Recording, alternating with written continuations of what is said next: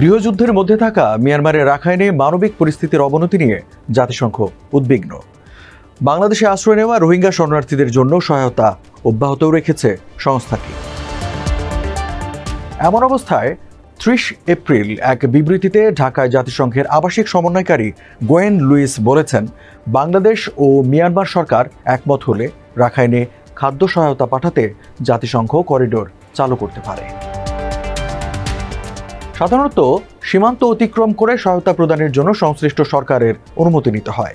তাই বাংলাদেশ থেকে মিয়ানমারে সীমান্ত পেরিয়ে যে কোনো মানবিক সহায়তা বা সরবরাহের জন্য প্রথমে দুই সরকারের সম্মতি প্রয়োজন। এই সম্মতি নেওয়া হয়েছে কিনা সে বিষয়ে স্পষ্ট না করে গত 27 এপ্রিল রবিবার নিজ মন্ত্রণালয়ে পররাষ্ট্র উপদেষ্টা তৌহিদ হোসেন সাংবাদিকদের জানিয়েছেন, বাংলাদেশ সরকার জাতিসংঘের তত্ত্বাবধানে শর্ত সাপেক্ষে মিয়ানমারের বেসামরিক লোকজনের জন্য করিডোর দেওয়ার নীতিগত সিদ্ধান্ত নিয়েছে।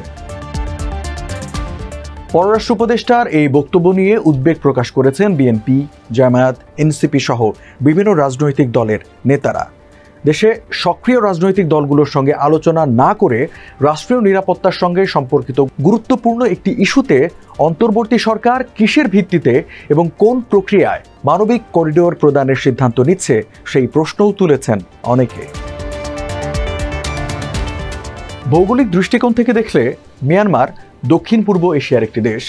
এর উত্তরে ও উত্তর পূর্বে চীন, পূর্বে লাওস, দক্ষিণ পূর্বে থাইল্যান্ড, উত্তর পশ্চিমে ভারত, দেশটির পশ্চিমে বাংলাদেশের অবস্থান। এছাড়া মিয়ানমারের দক্ষিণ অংশে আন্দামান সাগরের উপকূল রয়েছে, যার মাধ্যমে এটি সমুদ্র পথেও সংযুক্ত।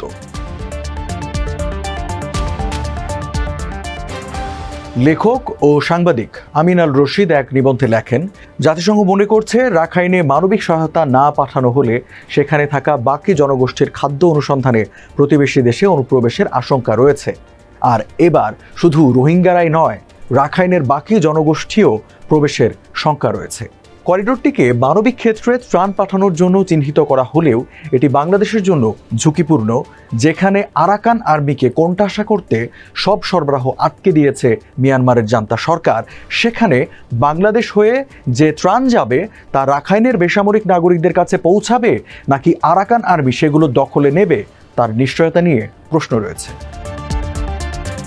এই করিডোর বাংলাদেশের জন্য নিরাপদ কিনা সাংবাদিকদের এমন প্রশ্নের জবাবে সবশেষ সম্মেলনে পররাষ্ট্র উপদেষ্টা মোহাম্মদ তৌহিদ হোসেন বলেন, মালপত্র যাওয়ার ব্যবস্থা, অস্ত্র নেওয়া হচ্ছে না। লেখক ও সাংবাদিক আমিন আল রশিদ এক নিবন্ধে লেখেন, মালপত্র নেওয়ার এই করিডোর আর কি কাজে ব্যবহৃত হবে, মালপত্রের আড়ালে অন্য কিছু নেওয়া হবে কিনা সে বিষয়ে তিনি কিভাবে নিশ্চিত হলেন? এরকম একটি গুরুত্বপূর্ণ বিষয়ে রাজনৈতিক দলগুলোর সঙ্গে আলোচনা না করেই একটি অন্তর্বর্তী সরকার কেন এ বিষয়ে নীতিগত সিদ্ধান্ত নিল? জাতিসংঘ চেয়েছে বলে? জাতিসংঘ সবসময় কি বাংলাদেশের কল্যাণে কাজ করবে? জাতিসংঘ কি এই অঞ্চলে নতুন কোনো রাষ্ট্র গঠন বা কোনো একটি দেশে বা দেশের সীমান্তে যুদ্ধাবস্থা তৈরি হলে তার দায় নেবে? জাতিসংঘ যে মানবিক সংকটের কথা বলছে, তারা কি পৃথিবীর অন্যান্য দেশের মানবাধিকারের প্রশ্নে সরব? তিনি আরও লেখেন, রাখাইনে মানবিক সহায়তা পাঠানোর জন্য করিডোর দিলে নিরাপত্তার প্রশ্নের বাইরেও দীর্ঘমেয়াদে বাংলাদেশের কি লাভ সেটিও বিবেচনায় নিতে হবে।